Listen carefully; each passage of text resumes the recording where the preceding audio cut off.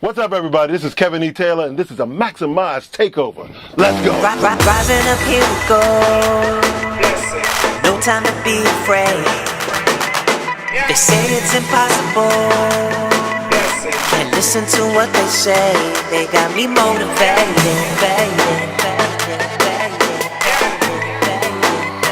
Oh yeah, I'm motivated.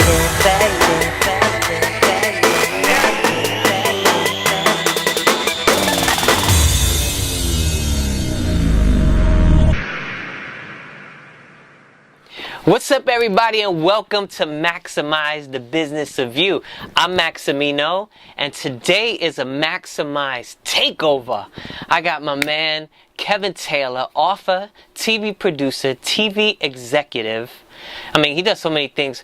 He directs a homeless shelter. He gives back by directing a homeless shelter, and we're lucky to have him today, and it's a Maximize Takeover. Kev, thanks for being on here. Man, you know, I think you're brilliant, and I think what you're doing is spectacular. I appreciate that, man.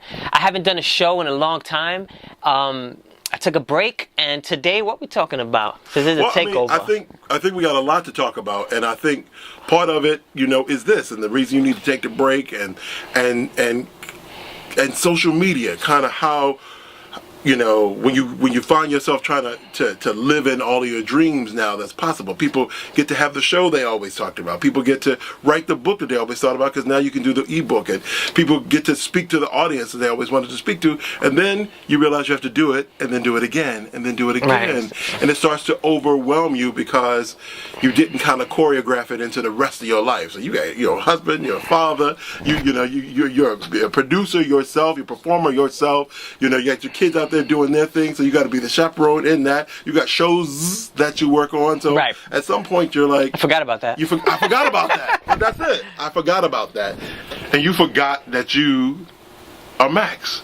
You forgot that you had to be all of those things. And so, unfortunately, your creative baby is the thing that gets put on the shelf, because that takes the most out of you. You know, yes, you're a dedicated parent. Yes, you're a brilliant artist in the things that you're doing. But this thing came up and out of you, much like your children. And so when it was time to figure out how to go back to it, like you said, it didn't just need, you know, your audio thing. You can do that kind of blind in the studio. Yeah, exactly. This is the thing that you got to, who do I want to talk to? What do I want to talk about? I got to pull together the story, the pictures, the research, and it starts to pull on you in ways and in places that you hadn't been pulled on before. You know, on Sunday, I lost my phone, and it's like, I felt like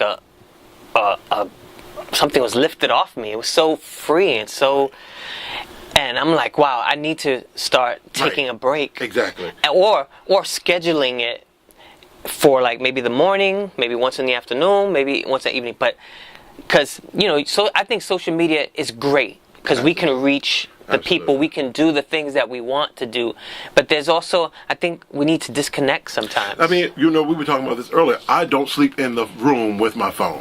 Absolutely. Because all of our phones are programmed with all these kind of bing for texts and ding for notifications. Or right, and next thing you know, you've got no sound sleep. You get notifications and noise and no peace. You know? And so, and think about it. What would be wrong if you put your phone on mute? You know what I mean? Mm-hmm. You're home, when you're home, you're home. Your kids know how to reach you. The gigs you have, you've already engaged. You have to be there when you are there, unless it gets canceled, which you would check your phone before you. So we got this whole thing in our brains like, I'm disconnected.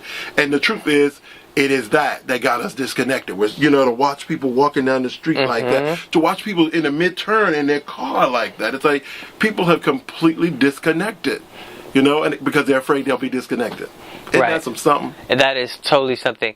I just feel like, for me personally, that, you know, I had to reevaluate there you go. Everything that I'm doing and notice what's important. So, you know, now I know. Now I feel like I'm this week I want to just go dark. I want to go dark and see how that feels for a week. You know, since I lost my phone, I might as well just go dark. And you know, this morning I went to the beach and just meditated and chill, and I'm like, it just felt so free and so relieved. I was so relieved. So I think social media is, like I said, is great, but I think we have to learn how to disconnect. And just like you did that, like, because there is nothing about the existence of your phone that stops you from leaving it here and going to the beach. At the end of the day, you got 24, that's it. And we keep talking about it like we can make more time, and you can. But we can take more time. For those of you that do not know, on Facebook, Kevin Taylor has a Wisdom Wednesday little episode that he does every week, and it gives you tidbits of knowledge, inspiration that uplifts. 5-6 minutes. Yeah, and I listen to them all the time. You are also a writer. What are you working on right now? So this is the year that I decided to write my autobiography. I started it when I turned 50. I'm 52. I just turned 52 last Sunday. Happy birthday. Well, thank you. September 4th. So I decided to start, like, I'm considering this my halfway point. So to stop and kind of tell the story, because doing the show, because besides the Wisdom Wednesdays, they were outgrowth of the long form show. Now what? You know, where I got to sit down and talk to you and Rochelle Farrell and, you know, Kelly Price and Jacques Loventure, who is a health and fitness coach. Garen James, who used to be Steph Jones, Steph Jones, who was Mr. Ordinary, and a Nietzsche model who's now like one of the top people at Herbalife. And it's like to talk to people about these transitions in their life. And so it was like, that's nice, you know, but like you were saying, everybody doesn't have a half an hour to sit down with that. So I thought, maybe I'll do something a little shorter. And then just in doing that, you know, and posting pictures and telling stories with it, people are like, who don't you know? And I realized how much time I had spent minimizing my life. Like, I'm just a, as I walk through my house, I pass a picture of Tina Turner. That's my whole thing. Or people say, why do you have these gold and platinum records? What do you do? You know? And so I had to tell the story of what I do. I mean, can I share this story with my audience? You know, you were there with Aaliyah on her last shoot. Yeah. And where were you? Barbados? Yep.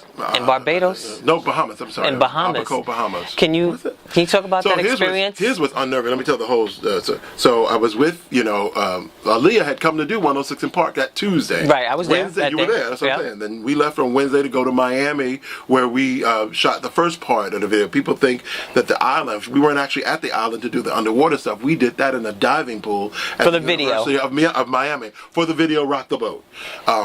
So she did the diving stuff there. Gina Smith, who was there with Blackground Records, her record label, said, Kevin, we were by the pool. Aaliyah was underwater shooting some stuff. She's like, I want to ask a favor, and I know I don't, but I need you to change planes, because I was supposed to be on the plane with them flying to and back. And I was like, I'm not shooting on the plane. I'll be cool with it. I get it. I get that she needs some space where she doesn't have to be on, hi, Mr. BET man. You know what I mean? Right. So it's like, no, give her that. So we do shoot in Miami. We go over and shoot for All Day Friday in the Bahamas. Saturday morning, I had to leave early because I had to preach, because I'm also a pastor. I had to preach in Baltimore. So we shoot the stuff of them getting up in the morning, and we get a shot of Aaliyah, Eric, Anthony, Chris, Gina, Scott, and Keith literally all walking onto the boat. Only Doug Kratz from Virgin Records was leaving to get on the boat, and then I left.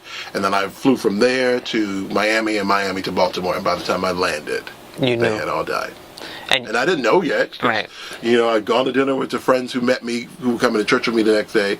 And then I got back to the hotel room and my phone rang, and it was Diane Blankenship from Blackground Records. And she's like, you're okay? Because again, I'm not realizing to be on that these plane. People know me to be on the plane. And then Penny McDonald from BET called, and she's like, you're okay? And she's like, you know, something, we're getting these rumors, but, you know, unfortunately, we talked about social media again. There was always this, you know, how many celebrities die every week from these kind of horrible rumor mills? So people were like, she's too young, there's not, so no.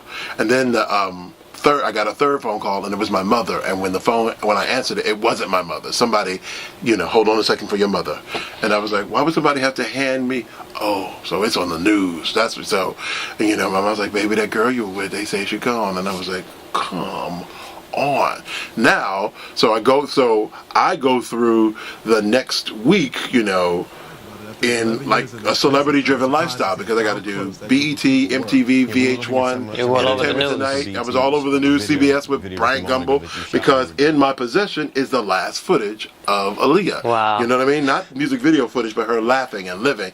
And unlike the music video, I've got footage of all the other people who've died. Right. You know, Crazy. And so I go through that crazy week. The next week, I'm trying to figure out. I think Stephen Hill and Penny were like, "We're worried about you. Take the week off." And I was like, "I'm okay, but I'm okay." But the paparazzi of it, the people taking pictures on the street, was very weird. So I took the next week off. The following Monday, I went back to work. You okay? Okay. You sure you're okay? You sure you're okay? Then let's shoot. I'm like, let's shoot. So she told me I was leaving Tuesday to go to LA, and then she said, "God, they got you leaving out of Newark. This is crazy because I'm living in Harlem. I'm almost walking distance from 106 and Park."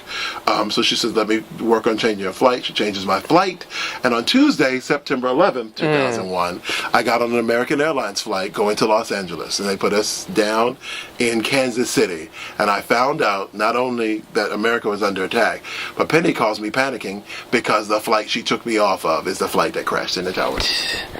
How crazy is that? How crazy! So my Missed next twice. twice in 17 days. I remember seeing Brian Gumble, who I interviewed with on CBS this morning, and he was like, "How you doing, man?" And I was like, "Well, I was in the air on September 11th, and I was supposed to be on the flight that hit out." And Brian said, "Get the F out of here!" And I was like, "I know, right?" And he's like, "So I hope you're busy doing whatever you're supposed to be doing." I was like, "Yeah, I am." Beautiful. And then by March, I was gone from BET. I was like, okay. Because the whole thing for me at the time was, kind of the voice of God saying, so, A, you were talking about this earlier, trying to do too many things. I was like, A, I got some other stuff I need you to do. B, what is it here that you need me to do that I haven't done? And there's a little kid from the projects whose favorite singer was Natalie Cole, whose first interview was Natalie Cole. So God started at the top of the list. God was like, so tell me what you need here that I haven't given you. Because I got some other stuff that I need you to do. So either you're going to be distracted by this and stay here to say you work at BET, or we can get on with the other stuff, which included writing, which included pastoring, and thankfully included doubling back around and coming back to BET, just not as a full-time employee. Penny would call and say, "Hey, we got this Boyz II Men shoot. I need you to go to Africa." Boom. Whoa, okay. I flew for a day, shot for 2 days, and flew back for a day. But I got to go to Africa. And so it really was about the thing you were just talking about, and that's the ability to say, what are the priorities right now? That doesn't mean that the list dissipates. It just means you make a thing number one. And that's okay. It's okay to say, hey, I got my wife and my kids and all of this creativity. But if I don't make Max number one, like right before this, you came from the gym. You're like, I got to be in tip top. And tip top isn't just tip top physical shape. It's like, what's my number one priority? Creating music. Where's that on the list? 13th. What happened? What happened? What happened? How did the list get unscrambled? How did I get how did my heartbeat get to 13? That's where you stop. It doesn't make everything go away. It makes something that got far down the list get pulled back up. And then you have to say the other stuff, excuse me, pardon me, Exactly. you don't have to go to third. I'm sorry, you go back to 8th.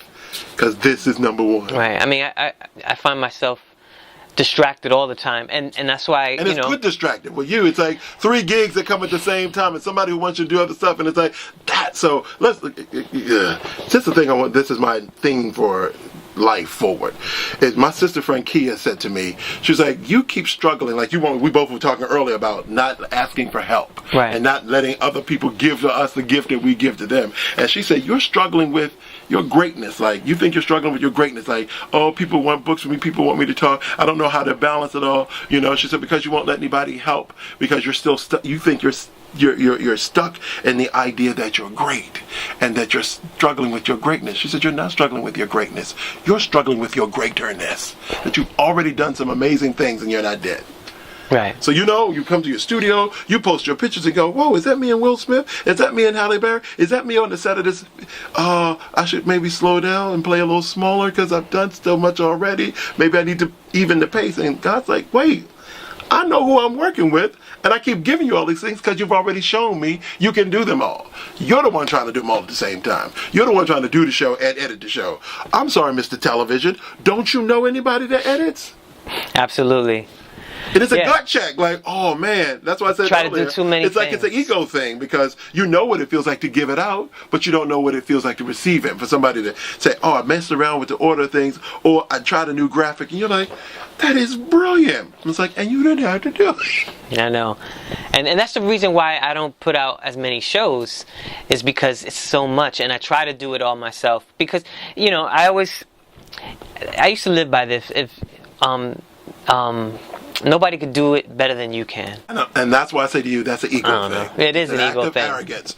Because you know other friends whose craft you respect. Mm-hmm. You know, you say, hey, let's do a takeover. Oh, I'm taking over the show. So clearly you respect that. There is somebody who you already know who edits well, who already knows your vision and can ride with it, and who just might bring something to the table that perspective-wise you can't even see. And you've got to be willing to trust that if, A, you actually like the people you call friend, and B, if you have any intention to getting that thing from 13 back up to number 1.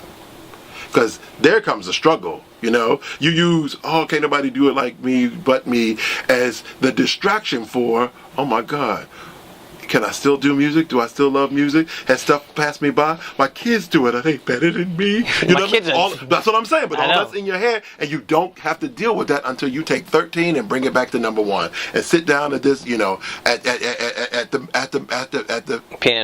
piano and at the master board and go, all right, Max, what we got? Right. If you could share one more gem with the fans, what would that be? So people always ask me as a pastor, you know, who's gone through a lot of, you know, spiritual ups and downs, and the 9/11 and the Lee and loss, and people say, you know, what is it you hope? Because that's a good celebrity question. What do you hope people say about you? Blah blah blah. They said, what do you hope God says to you when you get to heaven? And the scripture says, just, you know, you want to hear, well done, my good and faithful servant. And I guess it's a version of that. I want God to look at me and go, boy, you did that. You know, you did that. Do you know what I mean? When you were talking about music earlier, you were talking about I miss creating music, not remixing it, because you do that. You can do it. But creating it from birth, from baby, from nothing on no sound on the earth, to you going and you stand up and go, man, I don't know where that came from. Right. But you did that. There's no feeling like that. There is nothing like it. There isn't. Because in your gut, you know that it didn't exist. You know, even for the cook, you know, somebody takes the same ingredients, but everybody can't make your dish. Right. Somebody been trying to make their grandmama's macaroni and cheese their entire life. Right. Something about the way she twisted her shoulder that ain't never gonna come to you. Right. The way I feel about music is like I have sounds, right? And sounds are like paint to me, right? And I share my sounds with everybody. I don't have a problem sharing my sounds because, you know, I could give you the same kick, the same snare, the same keyboard sound, but we're gonna make 2 different things. Exactly. You know, Kev Taylor. So that's it, baby. You keep maximizing and do you, because all the rest of the spots are taken. There's a whole lot of other people doing, you know, these kind of motivational things. But you know, I've always called it Maximino. I never even knew that was your name. But this maximize thing is really about being able to show people how do I do all of this in the same life, not at the same time. Awesome. Everybody, this is Kev Taylor. This is Maximino Perez. Please subscribe, please share. If sharing is important, you are my distribution. This is Maximize the Business of You. We out. There's no antidote.